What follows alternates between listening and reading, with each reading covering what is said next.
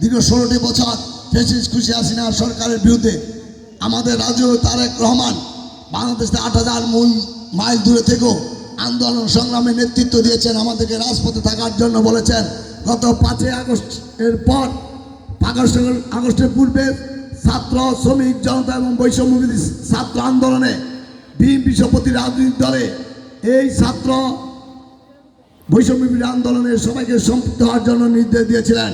আমরা সেই নির্দেশ মোতাবেক বৈষম্যবিরোধী ছাত্র আন্দোলনের সাথে একাত্মতা করে আমরা মাঠে থেকেছি এবং তারেক রহমানের দূরদর্শিতা এবং সঠিক নির্দেশ সেদিন গত 5 আগস্ট শেখ হাসিনা পদত্যাগ করতে বাধ্য হয়েছেন,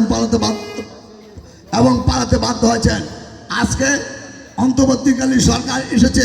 বাংলাদেশের 20 কোটি মানুষের আশঙ্কা ছিল যে অন্তর্বর্তীকালীন সরকার অতি শীঘ্রই একটি অবাধ সুষ্ঠু নির্বাচন দিয়ে জনগণের রায়ে যে সরকার গঠন করার দায়িত্ব পাবে তাকে দায়িত্ব দেওয়া হবে। কিন্তু দুঃখের বিষয় এই সরকার সংস্কার বলে আজকে সময় ক্ষেপণ করেছেন। আমরা শুধু বলতে চাই সংস্কার আজকের কথা নয়।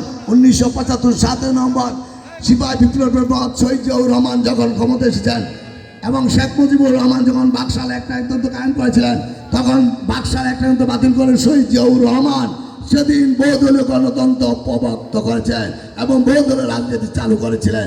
দ্বিতীয় সংস্কার করেছেন সাবেক প্রধানমন্ত্রী বেগম খালেদা জিয়া। 1991 সালে আপনাদের ভোটে যখন সরকার গঠনের দায়িত্ব পেয়েছেন তখন তিনি রাষ্ট্রপতি শাসিত সরকার বাতিল করে প্রধানমন্ত্রী শাসিত সরকার চালু করেছেন। আর তৃতীয়ত আজকে সরকার যখন সংস্কার করছেন তার পূর্বে 2023 সালে 13 জুলাই তারেক রহমান বাংলাদেশের বুদ্ধিজীবী লেখক বিভিন্ন রাজনীতি দল বিভিন্ন কুতির সাথে আলোচনা করে 31 দফা সংস্কার বাস্তবায়নের প্রতিশ্রুতি দিয়েছেন। তার মধ্যে সবচেয়ে বড় কথা হলো যে 31টি দফাতে আলোচনা করার সময় শেষ করা যাবে না।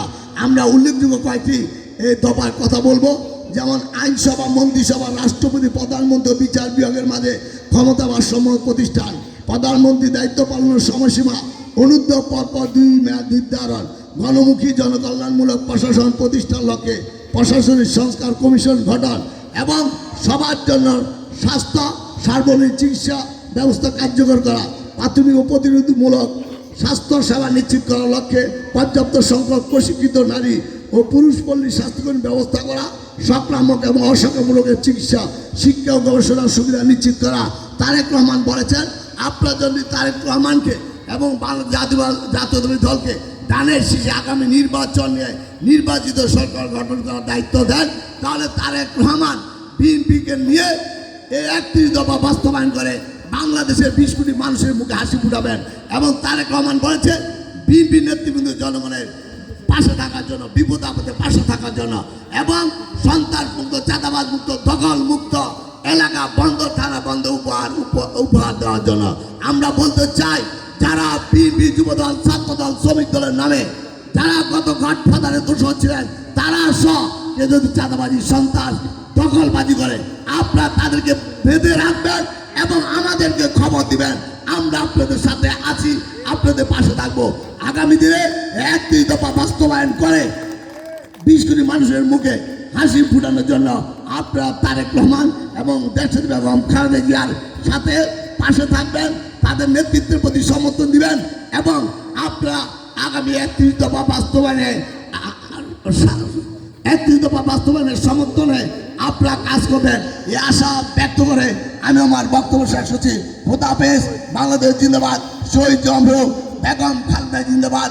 আগামী দিনের বাংলাদেশের কর্ণধার আমার রাজনীতি এবং স্বাধীনতা সার্বভৌমত্ব রক্ষার প্রতীক বিএনপির ভারপ্রাপ্ত চেয়ারম্যান তারেক রহমান জিন্দাবাদ। 21 নং ওয়ার্ড বিএনপি জিন্দাবাদ। বন্দর থানা বিএনপি জিন্দাবাদ। বাংলাদেশ জাতীয় দল নাঙ্গুর মহানগর শাখা জিন্দাবাদ। আসসালামু আলাইকুম।